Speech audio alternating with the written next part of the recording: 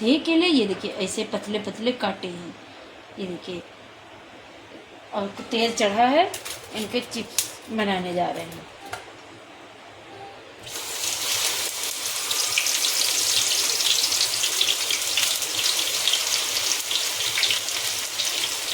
अच्छे से इनको फ्राई कर लेंगे।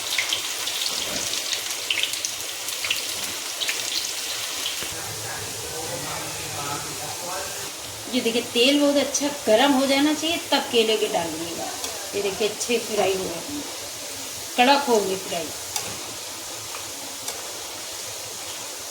ये देखिए 5 मिनट अभी और लगेगा, फ्राई हो जाएंगे अच्छे। ये देखिए हो गए हैं।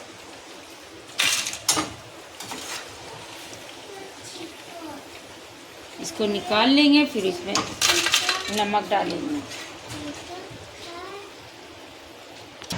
ये देखिए अब इसमें बन के तैयार हो गए, बन गए। अब इसमें डालेंगे नमक और ये चाट मसाला।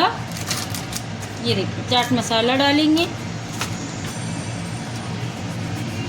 अब इसको इसे मिक्स कर देंगे।